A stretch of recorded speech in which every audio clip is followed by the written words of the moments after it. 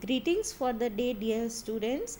In the chain of my lectures on terpenoids, today I will discuss the constitution of citral. Citral is the most important member of acyclic monoterpenoids since the structures of most of the other compounds in this group are based on that of citral. It finds much industrial applications, the most important being the synthesis of beta-ionone, which is frequently used in perfume industry. It is optically inactive oil with lemon-like smell. It occurs widely distributed in nature, principal source being lemongrass oil, which contains approximately 60 to 80% of citral. Citral is isolated as its crystalline bisulfite product, which on hydrolysis gives back citral. Now we come to its constitution. The first point is its molecular formula. Elemental analysis and molecular weight determinations show that the molecular formula of citral is C10H16O. Now, the presence of two double bonds. Citral, when treated with bromine, it gives citral tetrabromide, and on treatment with hydrogen, or on, we can say, on reduction, it gives tetrahydrocitral. So these reactions indicate the presence of two double bonds in the molecule of citral. Now we have to establish the functional nature of oxygen. As we have seen in the molecular formula of citral, it contains one oxygen atom. So we have to decide the functional nature of oxygen, or we will see that it contains an aldehydic group. So the next point is the presence of an aldehydic group in citral. Citral, when treated with hydroxylamine, it forms an oxime. It indicates the presence of an oxo group or a carbonyl group. Now citral on reduction with NaHg, it gives alcohol, which is called geraniol, and on oxidation with silver oxide, it gives geranic acid. Geranic acid contains same number of carbon atoms as that in citral. As we can see in these reactions, on reduction, it gives geraniol, which is an alcohol, and on oxidation it gives an acid, that is geranic acid, and geranic acid has same number of carbon atoms as that in citral. So this reaction indicates the presence of an aldehydic group in the molecule of citral. Now we will see that citral is an acyclic compound. So the fourth point is the acyclic nature of citral. And up till now we have seen that citral contains two double bonds and it contains one aldehydic group. So we convert its formula into fully saturated hydrocarbon, that is, we will add 4 hydrogen atoms for two double bonds and 2 hydrogen atoms for to remove bivalent oxygen atom. So in all we have to add 6 hydrogen atoms to the molecular formula of citral to convert it into fully saturated hydrocarbon.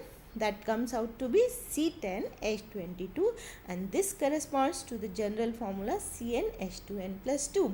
As I had told you in the previous lectures about how we convert a compound, that is, or the terpenoid, into fully saturated hydrocarbon, and I had shown a table in which the conversion formula, like their molecular formula which corresponds to the general formula, I had told you about that list also.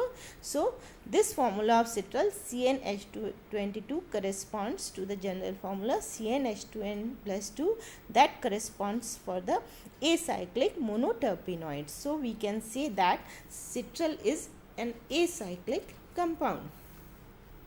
Now we come to the carbon framework or the carbon skeleton of citral. Citral, when heated with potassium hydrogen sulfate, it gives paracymene. Paracymene is a well-known compound, and we also know its structure.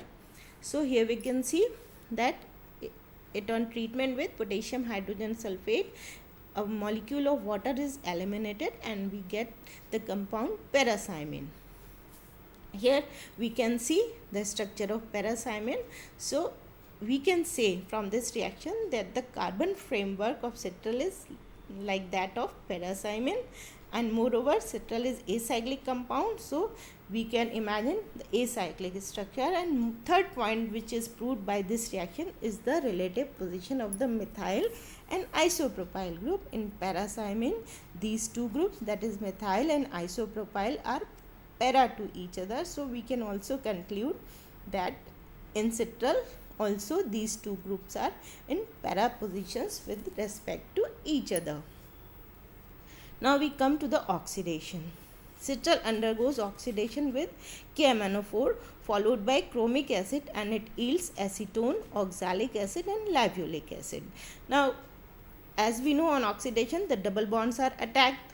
So when first double bond, that is alpha beta carbonyl compound के respect में, the double bond, when this is attacked we get oxalic acid, and when the second double bond, that is at the bottom side, when that double bond is attacked we will get acetone, and the remaining molecule will be left as lavulic acid. So these reactions can only be explained if we imagine that citral has structure 2. Now we will see further evidences in support of the structure 2. Worley found that citral on boiling with aqueous potassium carbonate yielded 6-methyl heft 5 in 2-one and acetaldehyde, and the formation of these can only be explained on the basis of the proposed structure 2 of the citral if it undergoes cleavage at alpha beta double bond. Further, methyl heptanone undergoes oxidation and yields acetone and lavulic acid. These can only be explained on the basis of the structure 2 of citral. Here we can see that when this proposed structure of citral, when it is subjected to treatment with aqueous potassium carbonate, we get methyl heptanone and acetaldehyde, which on further oxidation gives lavulic acid and acetone. Now the structure of citral is finally confirmed by its unambiguous synthesis. So we will see the synthesis of citral, and in this synthesis the methyl heptanone is converted to gyranic ester by using Reformatsky reaction, and gyranic ester is then converted to citral by distilling with a mixture of calcium salt of the gyranic acid and formic acids. This synthesis was given by Barbier, Bobel, Tierman.